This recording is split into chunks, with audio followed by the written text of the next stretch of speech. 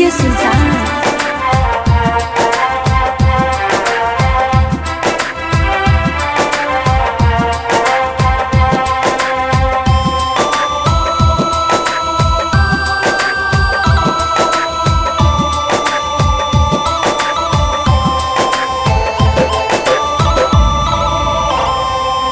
खुदा ने भी तोहफा क्या भेजा हमारे लिए, खुदा ने भी तोहफा क्या भेजा हमारे लिए।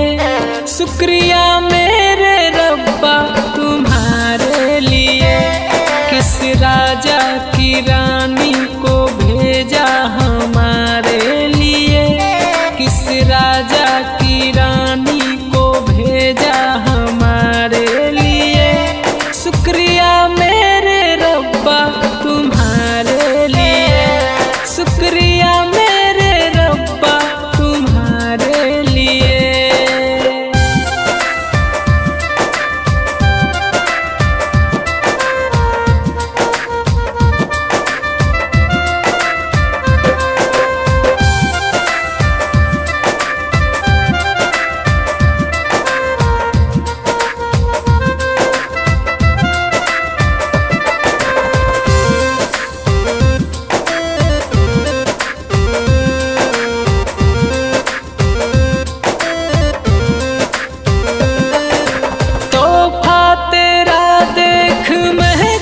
हुआ था तोहफे में जब तूने दिल को दिया था,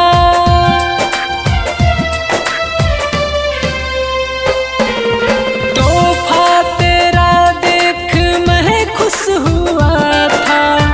तोहफे में जब तूने दिल को दिया था, सारे महफिल में मैं जब फंसा था, लोगों ने मजनू दीवाना कहा था।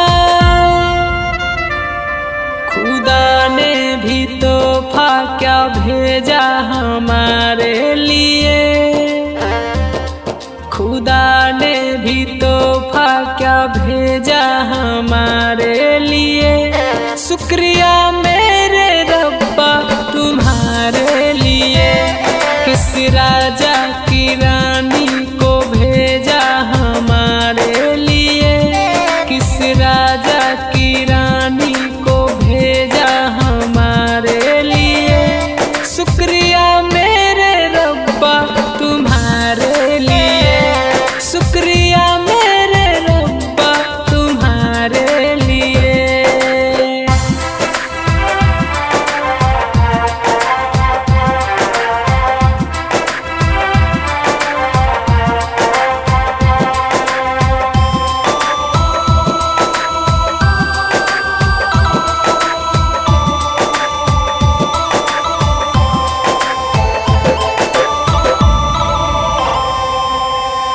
ऐसी ही लड़की को तुझसे था मांगा, तूने सुना ना था हमने था जाना।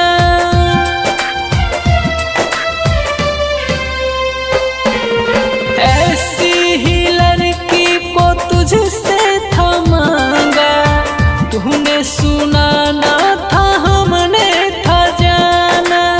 चांदी नहीं मुझको सोना दिया है, अधूरा सपना था पूरा किया है।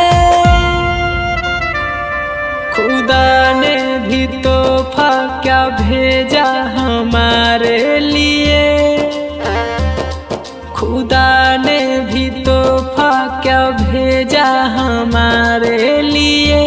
शुक्रिया में